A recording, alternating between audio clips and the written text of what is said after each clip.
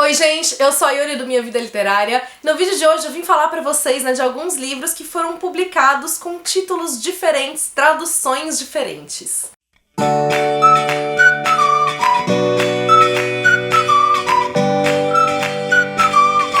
Tradução é um negócio bem complicado, um negócio bem delicado. A gente ainda tem muito aquela ideia de que uma melhor tradução seja aquela tradução mais literal, que remete exatamente ao que as palavras do idioma original estão trazendo, só que nem sempre isso é possível. Muitas vezes a gente tem outras coisas envolvidas que não simplesmente, o sentido da palavra. É muito difícil a gente transpor, de um idioma para outra tudo que aquela palavra carrega, no seu idioma original. Com isso, os tradutores têm que fazer escolhas, então a pessoa que está traduzindo, ela tem que olhar para aquele texto e na visão dela, que o que ela acha principal, o que ela acha primordial, é o que ela vai trazer, então, para aquela outra língua. Além disso, a gente tem outras coisas envolvidas também, como muitas vezes as editoras têm que olhar, para a questão comercial, questão mercadológica. Às vezes um título que traduzido exatamente como ele é no original, ele não vai ter um apelo, não vai funcionar no mercado, não vai funcionar dentro daquela língua que está sendo traduzida, e aí eles acabam tendo que fazer escolhas que vão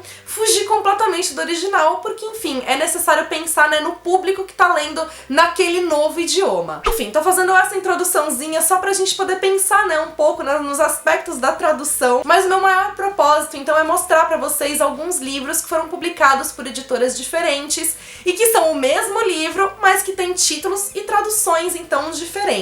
A começar então por Simplesmente Acontece, da Cecily Ahern, que na verdade ele tem uma controvérsia em relação a título mesmo no inglês.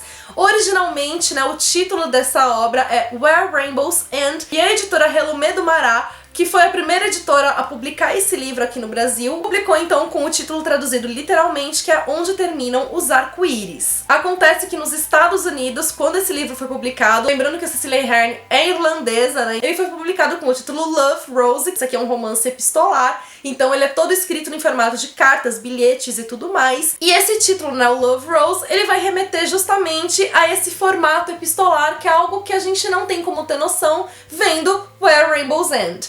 Já aqui no Brasil, então, como eu falei, primeiro a publicar esse livro foi a editora Relumé do Mará. A editora Rocco também publicou alguns títulos da Cecily Ahern. E depois a Novo Conceito, que é a editora que atualmente detém os direitos de publicação da autora, publicou então os livros que a Relumé do Mará já tinha publicado. Então PS Eu Te Amo, que saiu primeiro pela Relumé do Mará, saiu depois pela Novo Conceito e o título foi mantido.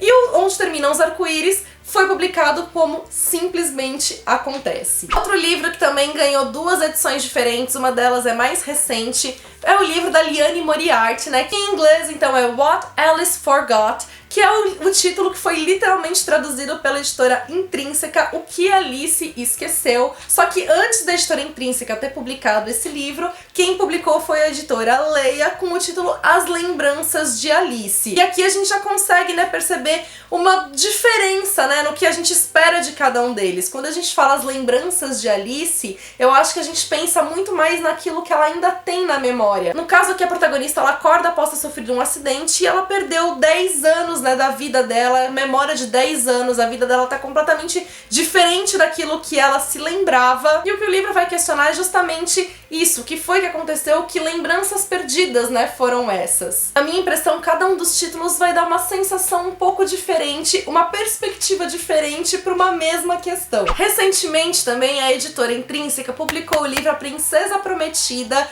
que é um livro então que deu origem a um filme que em português também se chama Princesa Prometida, mas que há muitos anos já tinha sido publicado aqui no Brasil como O Noivo da Princesa, que é o livro do William Goldman, que é também a tradução literal do título, porque o título original é The Princess Bride. Aqui no caso a gente tem a história da Buttercup, que vai se apaixonar por um plebeu. Os dois se apaixonam, na verdade, só que eles vão ter o destino deles tragicamente interrompido. Anos depois, a Buttercup se torna a mulher mais bonita ali do reino e ela acaba sendo prometida então a um noivo que na verdade é um sádico, uma pessoa horrível. E aí então, o protagonista, o jovem pelo qual ela se apaixonou anos antes, vai retornar para conseguir então resgatá-la. Esse livro é delicioso de ser lido. Eu lembro que eu li, eu devia ter uns 13 anos de idade, eu me apaixonei por ele. Ele vai fazer então aqui uma paródia de contos, né, de fadas. Se tornou um grande clássico, tem várias outras obras que fazem referência, né, a esse livro, enfim. Outro livro que ganhou um outro título, mas aqui já foi mais por uma questão polêmica, controversa que surgiu ao redor dele, é o caso dos 10 Negrinhos, da Agatha Christie, que é também a tradução literal do título original, que é 10 Little Niggers. Aqui no caso, então, surgiu toda uma polêmica a respeito de uma possibilidade, né, de racismo aqui presente no título. Com isso, vários países alteraram, né, o título, publicaram outras edições com outra tradução, né, desse título. No Brasil, a Globo Livros trouxe então com E Não Sobrou Nenhum. No caso, a gente tem a história, né, de 10 pessoas que são convidadas a irem para uma ilha, para uma mansão, né, nessa ilha. Elas recebem esse convite misterioso ou de alguém que elas na verdade não conhecem, e quando todas elas estão lá, elas descobrem que foram convidadas porque cada uma delas cometeu um pecado diferente, e essas pessoas começam a morrer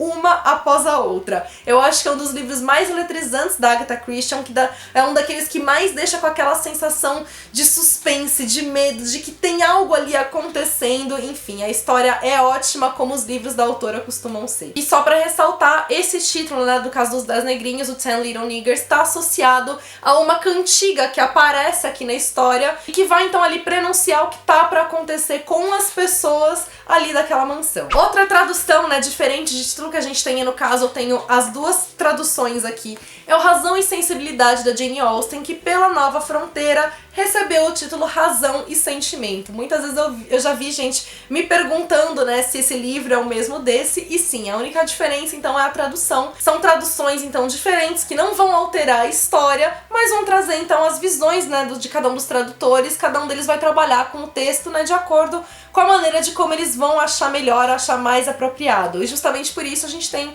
essa alteração aqui no título. E por fim, recentemente então a editora Arqueiro publicou o livro da Kate Morton, O Jardim Esquecido, que é também a tradução literal do título The Forgotten Garden. Acontece que anos atrás esse livro já tinha sido publicado pela editora Rocco e tinha recebido o título O Jardim Secreto de Elisa. Não fiz a leitura desse livro ainda, é uma das minhas próximas leituras. Eu me apaixonei pela autora quando eu li A Casa do Lago e já tô louca pra ler esse livro aqui também. A autora costuma mesclar, né, narrativas do passado com narrativas, né, do presente. Ela traz dramas familiares, ela costuma trazer suspense e romance, tudo isso mesclado em um mesmo livro. A ideia aqui do vídeo era ser algo mais de curiosidade mesmo, só pra mostrar de fato como os livros vão receber títulos diferentes, né, de acordo com as escolhas de cada um dos tradutores. Minha intenção não é falar essa tradução é melhor do que outra, ou criticar qualquer tipo de escolha, não. É só pra mostrar que existem diferentes possibilidades de você enxergar uma mesma obra, de como traduzir e trabalhar com aquela obra. Conta aqui pra mim nos comentários de outros livros que vocês se lembram que receberam títulos diferentes aqui, né, no Brasil, que foram traduzidos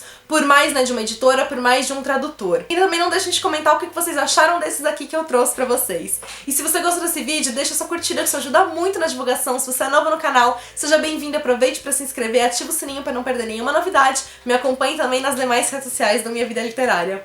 Beijos a todos e até o próximo vídeo.